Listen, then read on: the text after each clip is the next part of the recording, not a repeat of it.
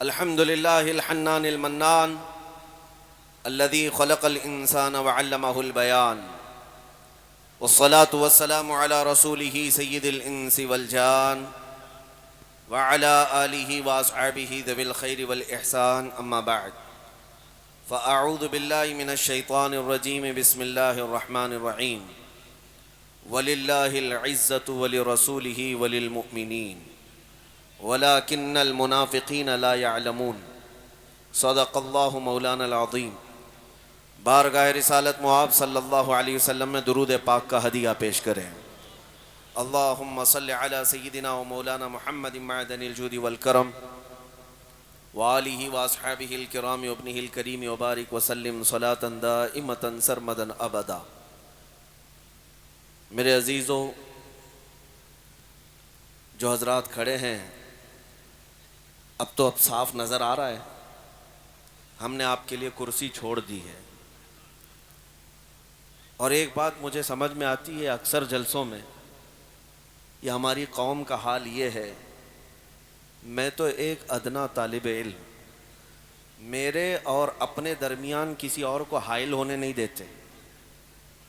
توجہ، ہماری قوم کا حال یہ ہے، کہیں پر بھی اگر کوئی سامنے آتا ہے تو انہیں لگتا ہے یہ ہڈی کہاں سے آ گئی، ہٹانے کی کوشش کرتے ہیں۔ اس سے اندازہ کرو، میرے اور آپ کے بیچ کوئی حائل آئے اسے آپ برداشت نہیں کرتے، میرے مصطفیٰ اور آپ کے درمیان کوئی آئے تو اسے کیسے برداشت کیا جائے؟ یہ جذبہ ہمارا ہے۔ الحمدللہ ہم ممبر کے اور آپ کے درمیان کوئی اور حائل آئے تو زیادہ دیر تک ہم بے چین نظر آتے ہیں۔ وہ کائنات کے آقا و مولا صلی اللہ علیہ وسلم ہیں، ان کے اور ہمارے درمیان اگر کوئی بھی آئے ہم اسے برداشت نہیں کرتے۔ عزیزان گرامی، اللہ تعالیٰ آپ کی محبتوں کو سلامت رکھے۔ یہ شیش گڑھ نہیں، عشق گڑھ نظر آتا ہے۔ یقیناً دیوانگی یہ سب تھوڑی دیر کے لیے اب بند کر دو۔ سارے نعت خواں بیٹھ چکے ہیں، نوٹ اپنے سنبھال کر رکھو۔ ممبر کے پاس اب کوئی نوٹ لے کر کے نہ آئے۔ الحمدللہ تمہاری یہ محبت اس لیے نہیں ہے کہ کوئی سیاسی نیتا یہاں آ رہا ہے، کیا بات، اور 100-500 روپے جمع کر کے لانے والا یہ مجمع بھی نہیں ہے کہ دوپہر میں گرین پٹا ڈالتا ہو اور شام میں لال پٹا ڈال کے گھومتا ہو۔ کیا بات، یہ وہ مجمع نہیں ہے۔ کیا بات، یہ وہ مجمع ہے جو 100 روپے 500 روپے کے لیے آیا نہیں، بلکہ اپنے نبی کے لیے ان کے قدموں پر اپنی گردن نچھاور کرنے کے لیے آیا۔ کیا بات ہے، واہ واہ واہ، سبحان اللہ سبحان اللہ۔ الحمدللہ اقبال کا وہ شعر مجھے یاد آتا ہے، نکل کر کے صحرا سے جس نے الٹ دیا تھا تخت روما کو، آہا، کیا بات نکل ہے، کر کے صحرا سے جس نے الٹ دیا تھا تخت روما کو، سنا ہے قدسیوں سے میں نے کہ وہ شیر پھر ہوشیار ہوگا۔ کیا بات ہے، اقبال نے 100 سال پہلے کہا تھا کہ وہ شیر پھر ہوشیار ہوگا جو پورے تخت روما کو الٹ دیا تھا، اور ہم اب دیکھ رہے ہیں وہ وقت قریب آ چکا ہے۔ کیا بات ہے، واہ، ہندوستان کے ہر بستی سے الحمدللہ آوازیں اٹھنے لگی، میرے نبی پاک کے فدائی اور عاشقین اب زندہ ہونے لگے۔ کیا بات، اللہ تعالیٰ یہ زندگی برقرار رکھے۔ سبحان اللہ سبحان اللہ۔ میرے عزیزوں، ایک بات میں آپ کے سامنے عرض کرنا چاہوں گا، قرآن جو کہتا ہے عزت کس کی ہے دنیا میں، عزت کس کے لیے ہے، ان لوگوں کو خاص مخاطب کرتا ہوں۔ میں مخاطب ہوں ان لوگوں سے خاص طور پر جو دنیا داروں کی جوتیوں میں عزت ڈھونڈتے ڈھونڈتے تھک گئے۔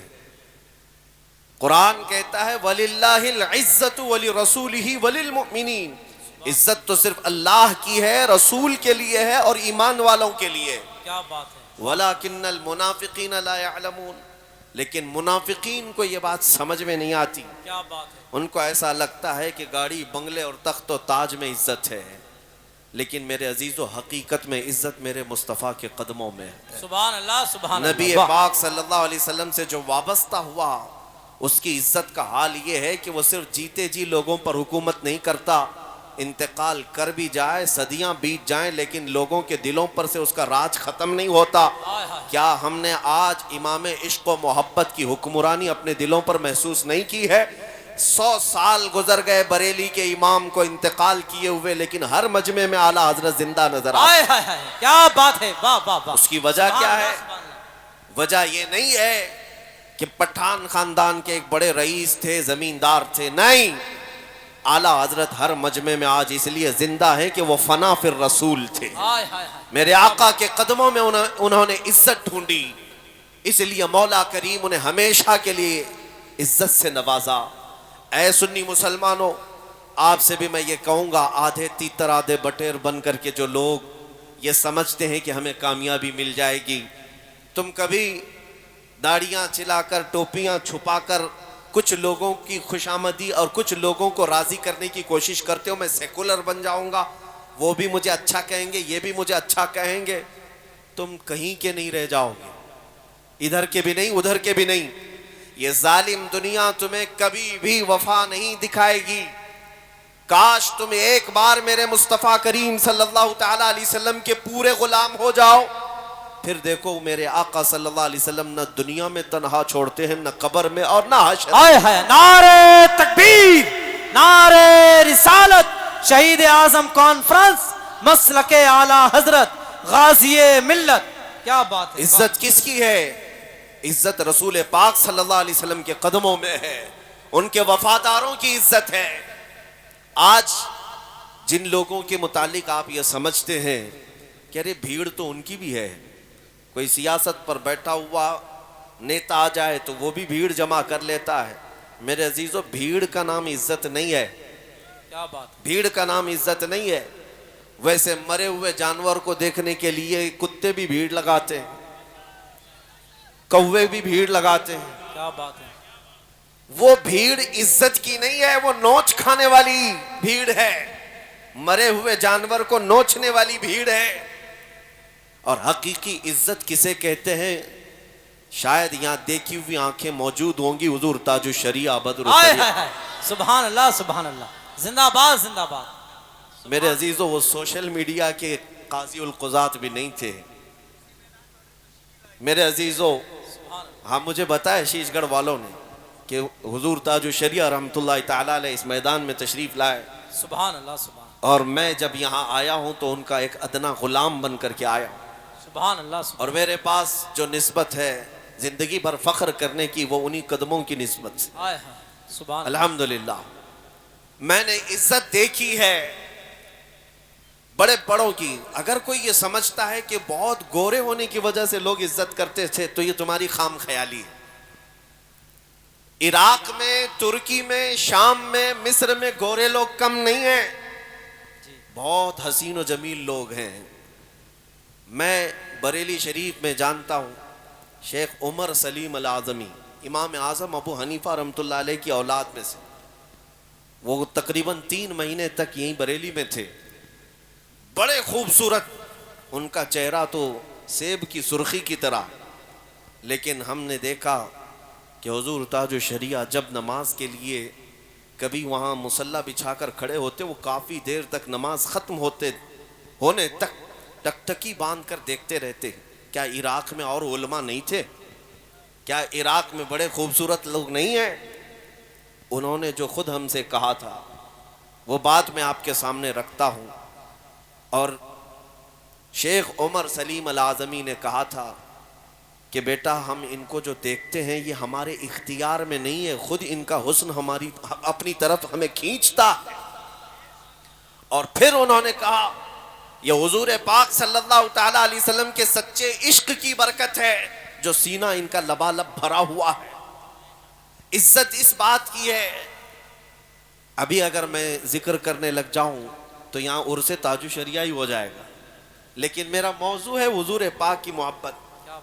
میں آپ کو کہتا ہوں، مصر میں ایک ہمارے بہت بڑے استاد شیخ طاہا حبیشی صاحب انتقال فرما گئے، ابھی سادات میں سے تھے. میں انہیں ہندوستان میں ان کے ساتھ آیا تھا بریلی شریف، حضرت سے ملاقات کی. وہ نابینا ہے لیکن جامعہ ازہر کے بہت بڑے استاد، 40 سے زیادہ کتابیں لکھی جبکہ پیدائشی نابینا ہے، بہت بڑے عالم دین. اور حضور تاج الشریعہ رحمۃ اللہ تعالیٰ علیہ سے ملاقات کر کے جب مصر واپس گئے، مجھے بلا کر کے انہوں نے ایک بات کہی تھی، کہا بیٹا تمہارے شیخ کے پاس ایک عطر ہے جو وہ خوشبو لگاتے ہیں، شاید وہ ہندوستان میں ملتی ہے، مجھے وہ لا کر دو۔ سبحان اللہ، سبحان عود حضرت جو استعمال فرماتے، میں آیا حضرت سے کہا کہ حضرت شیخ طہا عبیشی صاحب وہ عطر مانگتے ہیں جو آپ لگاتے ہیں۔ کیا بات، آپ نے حکم فرمایا، ممبئی میں حضرت کے ایک مرید تھے، کہا ان سے کہو وہ دلائیں گے، وہ لے کر جاؤ اور ہدیتاً پیش کرو۔